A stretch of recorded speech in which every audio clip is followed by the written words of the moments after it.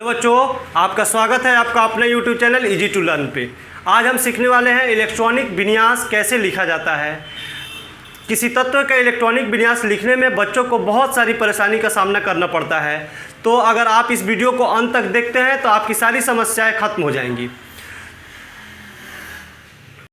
किसी तत्व के परमाणु जो होते हैं तीन मौलिक कणों से मिलकर बने होते हैं। वे तीन मौलिक कौन कौन से होते हैं? तो एक होता है इलेक्ट्रॉन, दूसरा होता है प्रोटॉन और तीसरा होता है न्यूट्रॉन। अब हम जानेंगे कि किसी भी परमाणु में इलेक्ट्रॉन, प्रोटॉन और न्यूट्रॉन का वितरण यानी कि डिस्ट्रीब्यूशन कहाँ कहाँ होता है, कैसे होता है। तो परमाणु का ये जो होता है नाभिक होता है और इसी नाभिक के अंदर न्यूट्रॉन और प्रोटॉन उपस्थित रहता है और परमाणु के नाभिक के चारों ओर जो होता है इलेक्ट्रॉन चक्कर लगाता है और जिस रास्ते पे इलेक्ट्रॉन चक्कर लगाता है उसे हम लोग कहते हैं कक्षा।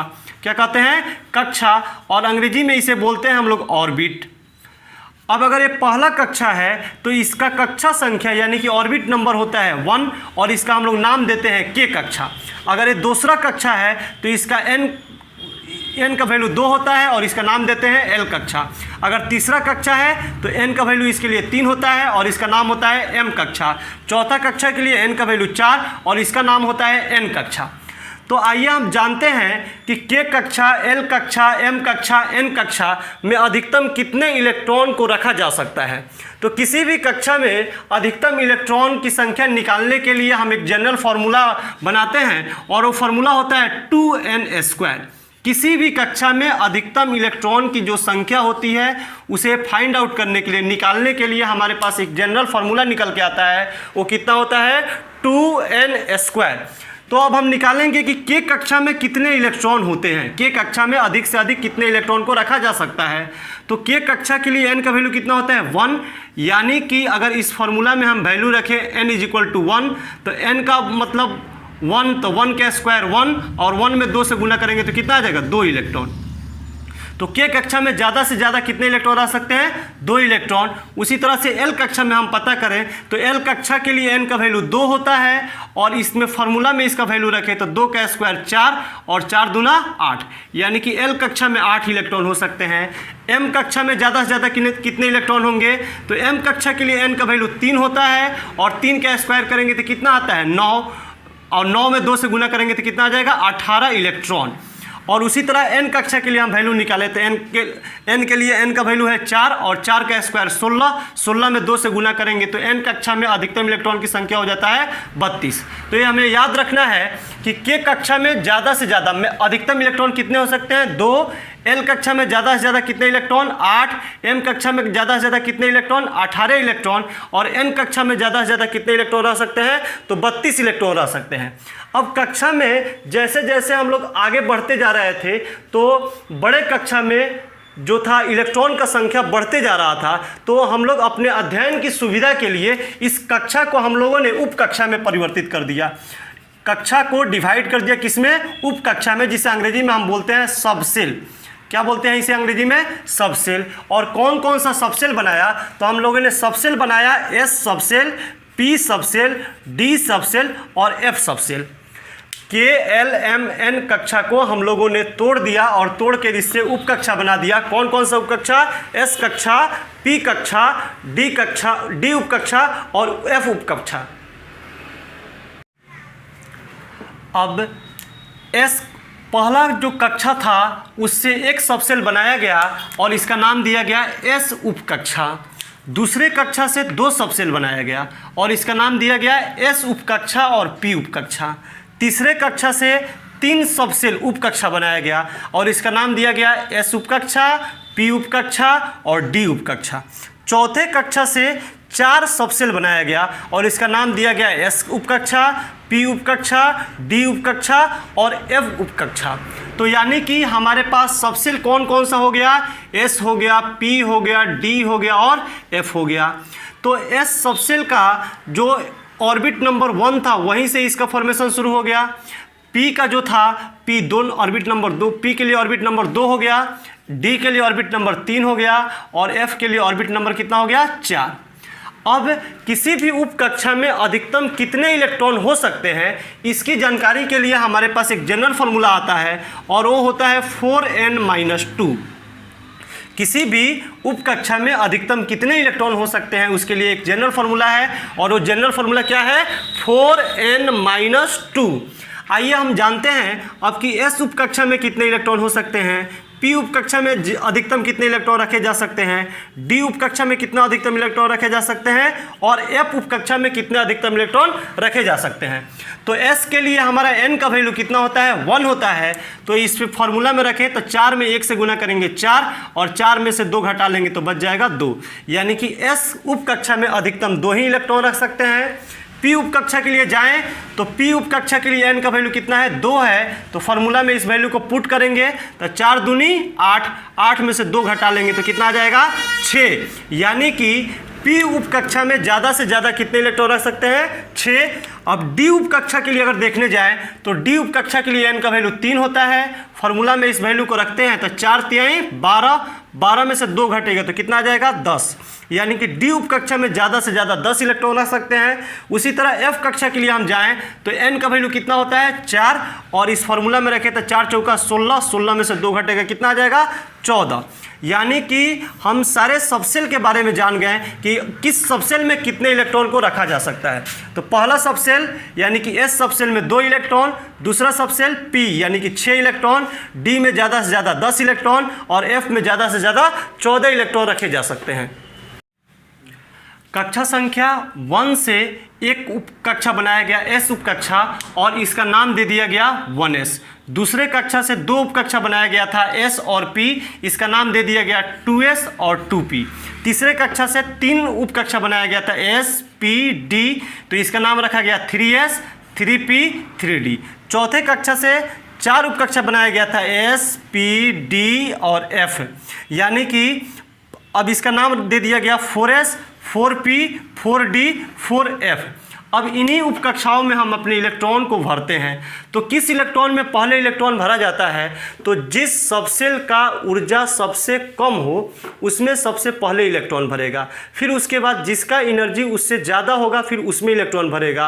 अगर वो सबसेल भर गया तो फिर उससे ज़्यादा वाले जिसका एनर्जी होगा उसमें इलेक्ट्रॉन भरेंगे। तो अब हम जानेंगे एनर्जी लेवल डायग्राम इसका देखेंगे, और देखेंगे कि किस सबसेल का 1s का, 2s का, 2p का किसका एनर्जी कम होता है, और इनको हम लोग क्या करेंगे? ऊर्जा के बढ़ते क्रम में इन सबसेल को सजाएंगे कि पहले इलेक्ट्रॉन किस में भरे, फिर उसमें उसके बाद किस में भरे, फिर उसके बाद किस में भरे। अब हम एनर्जी लेवल डायग्राम देखते हैं कि किस सबसेल का एनर्जी सबसे कम है, फिर उससे ज़्यादा किसका है, फिर उससे ज़्यादा किसका है।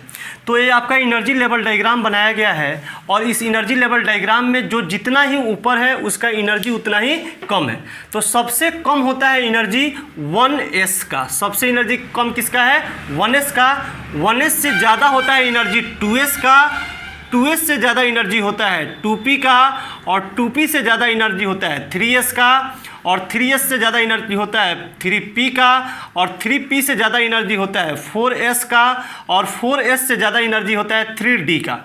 हम 1 से 30 तक का इलेक्ट्रॉनिक विन्यास जब लिखने जाएंगे तो हमें ज़रूरत पड़ेगा 3D तक ही, इसीलिए हम यहीं तक सीखते हैं कि सबसे कम एनर्जी किसका होता है? 1s का। तो सबसे पहले इलेक्ट्रॉन हम भरेंगे 1s में, उसके बाद एनर्जी ज़्यादा होता है, इससे ज़्यादा थोड़ा सा एनर्जी होता है 2s का, 2s से ज़्यादा एनर्जी होता है 2p का, 2p से ज़्यादा होता है 3s का, 3s से ज़्यादा होता है 3p का। यहाँ ध्यान देने का बात है कि 3d का जो होता है एनर्जी वो 4s से थोड़ा सा ज़्यादा होता है, इसीलिए इलेक्ट्रॉन पहले 3d में नहीं भर के किस में भरता है? 4s में भरता है। तो यहाँ पे ध्यान देने की बात है हमेशा कि 3p के बाद इलेक्ट्रॉन 3d में नहीं भरता है, किस में भरता है?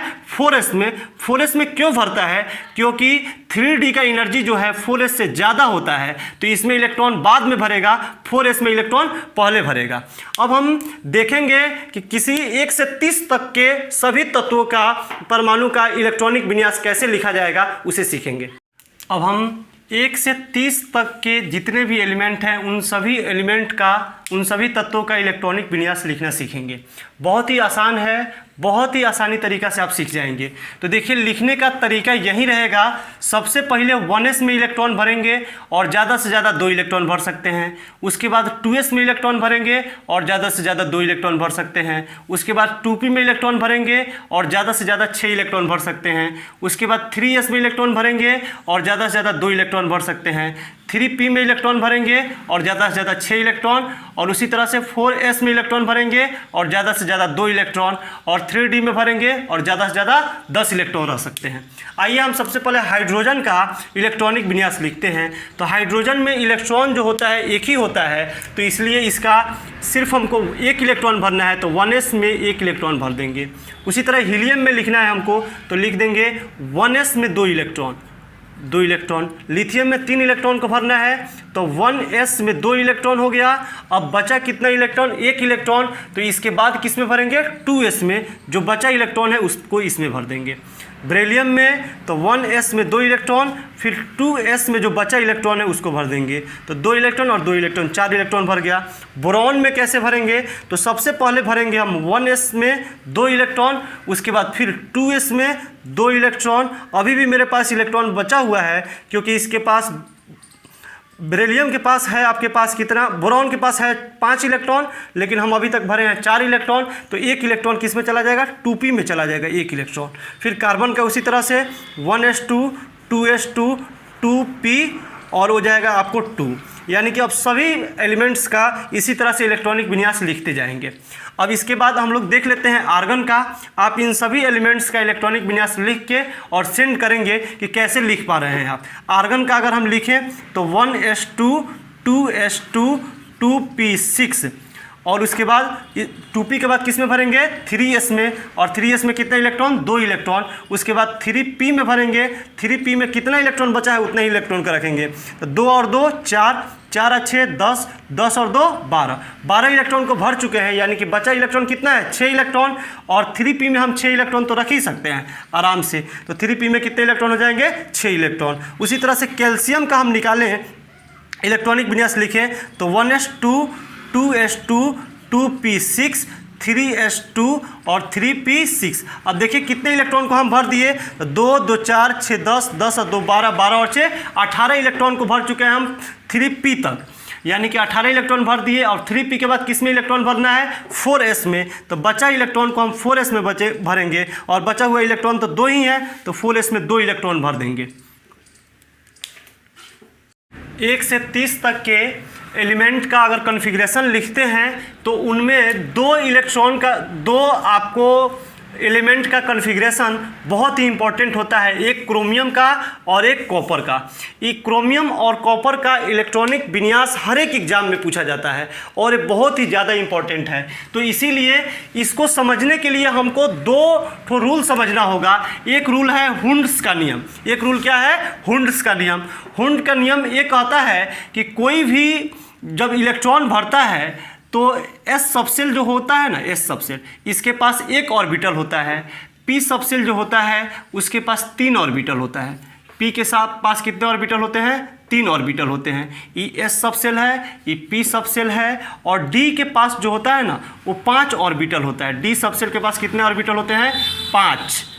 d सबसेल के पास 5 ऑर्बिटल होते हैं। अब हुंड बोले ये थे कि किसी भी ऑर्बिटल में, किसी भी सबसेल में जब इलेक्ट्रॉन भरा जाता है तो सबसे पहले इलेक्ट्रॉन बारी बारी से भरता है। जैसे हमको 2 इलेक्ट्रॉन s में भरता है तो पहले ऐसे और फिर ऐसे। इसको हम लोग कहते हैं स्पिन। जब आगे अगले क्लास में पढ़िएगा तो इसको क्वांटम नंबर में आपको पढ़ना है। इसको हम लोग स्पिन क्वांटम नंबर से भी जानते हैं। तो यहाँ पे हम जानते हैं एक क्लॉकवाइज और फिर एंटी क्लॉकवाइज। p में भी अगर भरना है इलेक्ट्रॉन को तो ऐसा नहीं है कि पहला इलेक्ट्रॉन भर जाएगा फिर इसी में दूसरा इलेक्ट्रॉन भरेगा। हुंड्स बोले थे कि इनके अनुसार क्या था कि पहला इलेक्ट्रॉन पहिलका ऑर्बिटल में भर गया तो फिर दूसरा में भरेगा, फिर तीसरा में भरेगा। अब इसके बाद जब अगर और ज़्यादा इलेक्ट्रॉन है तो वो चौथा में भरेगा, फिर 5वां में भरेगा, फिर 6ठा में भरेगा। उसी तरह से डी वाले के ऑर्बिटल में भी इसी तरह से होगा। पहिलका में भरेगा, फिर इसमें भरेगा, फिर इसमें, फिर इसमें, फिर इसमें। अब और ज़्यादा अगर इलेक्ट्रॉन है तो इसमें भरेगा, फिर इसमें भरेगा, फिर इसमें भरेगा, फिर इसमें भरेगा, फिर इसमें भरेगा। ये तो था नियम हुंड्स का। और इसी तरह से एक दूसरा प्रिंसिपल दिए थे अबाउ प्रिंसिपल। उनका नाम क्या था? About principal. अबाउ प्रिंसिपल क्या बताए थे कि कोई भी सबसेल जो होता है या तो आधा भरा हुआ है तब पूरा होता है या पूरा भरा हुआ है तब ज़्यादा स्टेबल होता है। अबाउ क्या बताएं कि कोई भी सबसेल अगर वो आधा भरा हुआ है तब ज़्यादा स्टेबल है या पूरा भरा हुआ है तब ज़्यादा स्टेबल है। तो हम देखते हैं कि S में कितने इलेक्ट्रॉन होते हैं? 2 इलेक्ट्रॉन। तो या तो इसके पास 1 इलेक्ट्रॉन रहेगा तो भी ये स्टेबल होगा या 2 इलेक्ट्रॉन रहे तो भी स्टेबल होगा। उसी तरह से P के पास क्या होता है कि P के पास ज़्यादा से ज़्यादा 6 इलेक्ट्रॉन। तो अगर इसके पास 3 इलेक्ट्रॉन भरे हैं तो भी स्टेबल है और 6 इलेक्ट्रॉन भरे हैं तो भी स्टेबल है। उसी तरह से D के पास कितने इलेक्ट्रॉन होते हैं? 10 इलेक्ट्रॉन। तो अगर इसके पास 5 इलेक्ट्रॉन भरे हैं तो भी स्टेबल है या 10 के 10 इलेक्ट्रॉन भरे हैं तो भी स्टेबल है। अब इसी अबाउ प्रिंसिपल का नियम लगता है क्रोमियम के इलेक्ट्रॉनिक विन्यास और कॉपर के इलेक्ट्रॉनिक विन्यास लिखने में। तो हम लिखते हैं इसका 1s2 2s2 2p6 3s2 3p6 और 4s2 और 3d4। ये जो हम लोग कन्फिग्रेशन लिख रहे हैं इसमें देखिए 2 2 4 6 10 2 12 6 18 2 20 20 4 24। अब दिक्कत यहाँ पे ये आता है कि 4s वाले को देखिए, 4s वाले का आप ऑर्बिटल बनाइएगा तो पहला इलेक्ट्रॉन भर जाएगा फिर दूसरा इलेक्ट्रॉन भरेगा। और 3d वाले के पास, d वाले के पास 5 गो ऑर्बिटल होता है, आप जान गए। अभी पहला इलेक्ट्रॉन इसमें भरेगा, फिर दूसरा इलेक्ट्रॉन, फिर तीसरा इलेक्ट्रॉन, फिर चौथा इलेक्ट्रॉन। अब देखिए अगर एक कॉन्फ़िगरेशन अभी उतना स्टेबल नहीं है तो यहाँ पे अबाउ का प्रिंसिपल लागू होता है और ये कहता है कि 4s वाला जो इलेक्ट्रॉन अगर ये इसको दे दे तो इसका 5वां जो ऑर्बिटल है उसमें भी इलेक्ट्रॉन फिल हो जाएगा और इसका स्टेबिलिटी जो है वो ज़्यादा हो जाएगा। इसीलिए हम लोग इसका सही कॉन्फ़िगरेशन लिखते हैं ऐसे 1s2 2s2 2p6 3s2 3p6 4s1। इसके पास 2 इलेक्ट्रॉन था, 2 इलेक्ट्रॉन ये क्या कर रहा है अपने इलेक्ट्रॉन को इसमें दे दे रहा है, यानी कि इसके पास अब इलेक्ट्रॉन हो गए 1 और 3d के पास कितने इलेक्ट्रॉन हो गए 5। तब इस इलेक्ट्रॉनिक कन्फिग्रेशन से ये वाला जो कन्फिग्रेशन है ज़्यादा स्टेबल है। इसीलिए क्रोमियम का जो इलेक्ट्रॉनिक विन्यास होता है हम लोग इसे लिखते हैं 1s2 2s2 2p6 3s2 3p6 4s1 और 3d5। बहुत ही इंपॉर्टेंट है, इसे आप जरूर याद रखेंगे। उसी तरह कॉपर का भी होता है 1s2 2s2 2p6 3s2 3p6 4s2 और 3d9। लेकिन यहाँ पे 4s के पास अगर 1 इलेक्ट्रॉन हो तो भी ये स्टेबल हो जाएगा और d के पास देखिए 9 इलेक्ट्रॉन है लेकिन ये स्टेबल नहीं है। अगर इसको स्टेबल होना है तो इसके पास या तो 5 इलेक्ट्रॉन हो या 10 इलेक्ट्रॉन हो। तो ये क्या करता है 4s से 1 इलेक्ट्रॉन मांगता है और 4s 1 इलेक्ट्रॉन दे देता है, तब इसका स्टेबिलिटी और ज़्यादा बढ़ जाता है। तो नया कन्फिग्रेशन जो आता है 1s2 2s2 2p6 3s2 3p6 और 4s1 और तब 3d10। अब इसका जो इस कॉन्फ़िगरेशन का जो स्टेबिलिटी है वो ज़्यादा होता है। इसीलिए कॉपर का कभी भी इलेक्ट्रॉनिक कॉन्फ़िगरेशन पूछा जाए तो ये वाला कॉन्फ़िगरेशन हम लोग नहीं लिखते हैं। इसका नीचे वाला जो कॉन्फ़िगरेशन लिखा गया है ये ज़्यादा स्टेबल होता है, इसीलिए इस कॉन्फ़िगरेशन को लिखते हैं। उसी तरह कॉपर में भी आपको इस वाले कॉन्फ़िगरेशन को लिखना है, इस वाले कॉन्फ़िगरेशन को नहीं। ये दोनों याद रखेंगे, बहुत ही ज़्यादा इंपॉर्टेंट है और हर एक एग्ज़ाम में पूछे जाते हैं।